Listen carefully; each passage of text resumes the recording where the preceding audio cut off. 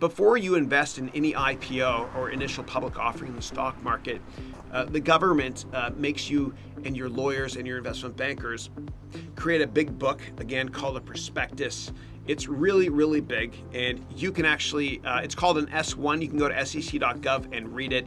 And what I'm going to do right now is I actually want to go to sec.gov and show you that document. I'm going to show you the whole process of doing an IPO when it comes to financial prospectuses. Okay, so every country has their own version of sec.gov. Sec.gov is America's version. In Canada, it's called CEDAR.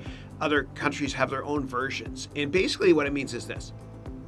If you're going to list on the stock markets in the United States, for example, you have to actually list your S1 prospectus so investors can read it first before they decide to buy or not buy the stock. And I'll show you that here. Let's enter in the ticker for Facebook, FB. And we're going to find the S1 or IPO documents for Facebook. And you'll see a number of other filings here. 8K means a press release. 10Q means a quarterly earnings document. 10K is the annual report.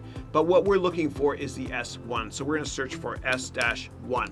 So here's the S1 for Facebook. And always take the one that doesn't have the /A initially. A means amendment. Start reading the S1 at the bottom first, and then read the others if you want to.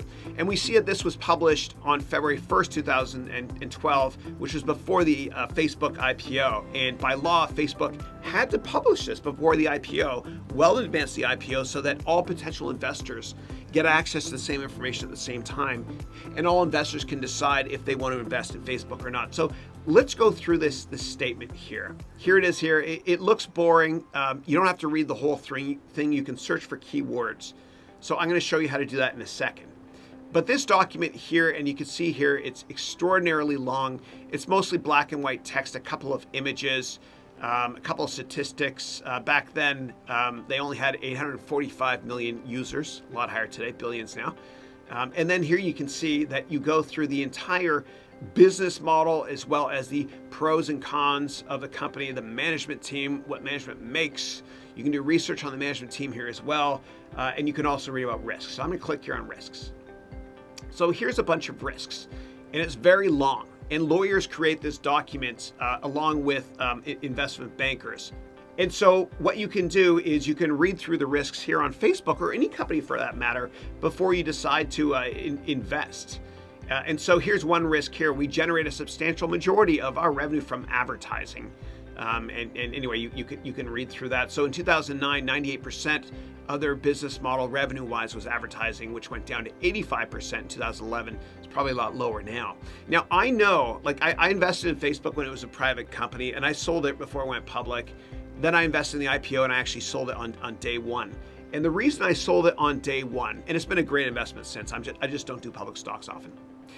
The reason I sold it, and I was really worried, was because back in 2012, do you remember back in 2012 when you used Facebook and you might have used it on Android or iOS, and there was no app you can download, right? There's no app. It was just browser based. It was ridiculous. And so they didn't have a mobile strategy.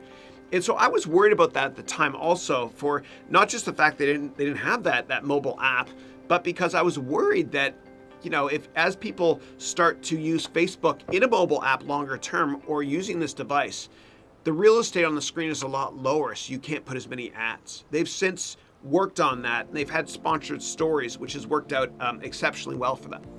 But if I do a search here, Control F on the word mobile, I can look for all instances of the word mobile. And somewhere within this document, I remember seeing the fact they didn't have a mobile app. So anyway, I searched through here, reading through the risks. You can do the same as well. But before you invest in any IPO or any publicly traded company ever, please read the S1 document.